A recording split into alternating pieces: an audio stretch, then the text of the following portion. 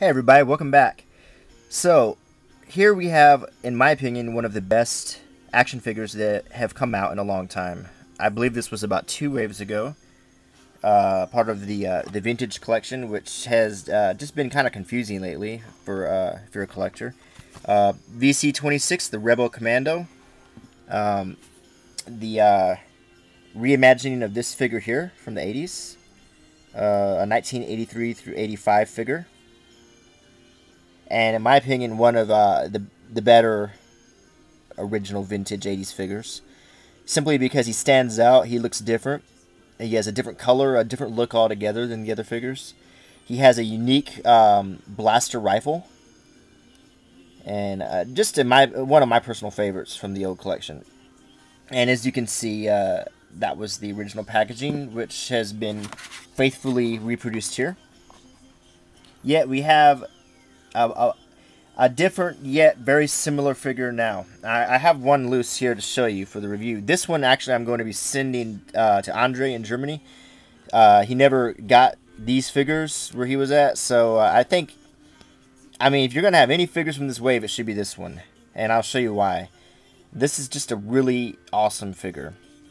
So I guess first we'll go over the packaging, then we'll go over the figure, and then we'll do like a comparison of the old to the new. But anyway, like I said, it's a faithful reproduction of the old 80s packaging with this Rebel Commando. Now, he doesn't have any facial hair like this one does, so in a way, he's closer to this 80s figure. And in fact, he's not wearing a trench coat either. So, so they took some liberties when they made him. I think they made him cool.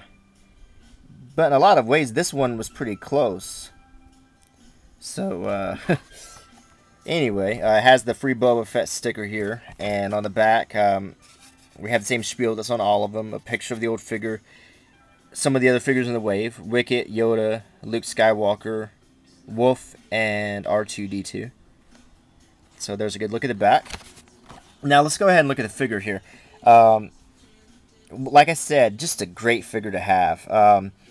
Accessory-wise, you really have a score here. You have a backpack that's removable. There is a hole in his trench coat. However, it's kind of easy to conceal. His blaster rifle is actually quite similar to the old Kenner one, in shape, that is. In color, no, not necessarily. And it has the strap, so he can carry it like that.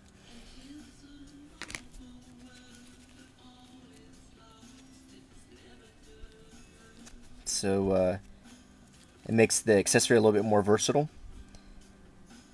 His helmet, quite similar to the old Kenner one, and it is removable. And as you can see, he has a bald head. The trench coat is also removable.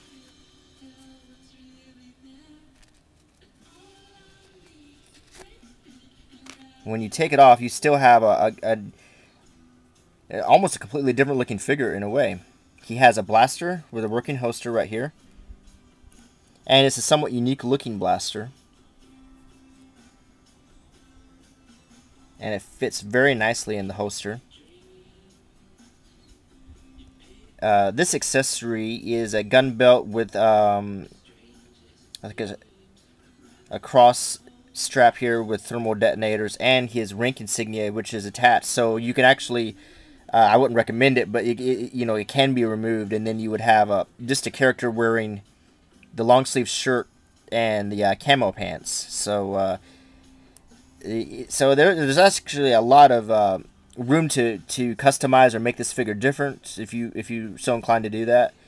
And you can now, he only army building wise, I've only seen the figure with this head. However, that can easily be solved because the heads can be swapped out with different figures. So you could, hypothetically, you could make as many different versions of this figure as you wanted. So anyway, in that respect, you have just a very versatile and an interesting figure here. Articulation-wise, ball jointed neck, ball hinged shoulders, ball-hinged elbows, swivel wrists, swivel torso, swivel hips, ball-jointed knees, and ball-jointed ankles. There's a lot of movement here. He can get in a lot of poses. He can hold his rifle in a lot of realistic poses. Just a good figure altogether. I only have one criticism, and that is the hair. This figure is supposed to be from the original movies. I just didn't see very many bald people then. I mean, this is maybe just kind of a petty criticism, but I think it would have been better to give him kind of an 80s hairstyle, because when I think of Star Wars, the only bald person who comes to mind is Lobot in the original trilogy. So I just don't think the bald with the goatee, that's a modern look. That's not an 80s look. And so that's my only criticism. Other than that, this is just a first-rate figure. I'm going to go ahead and mail this one off.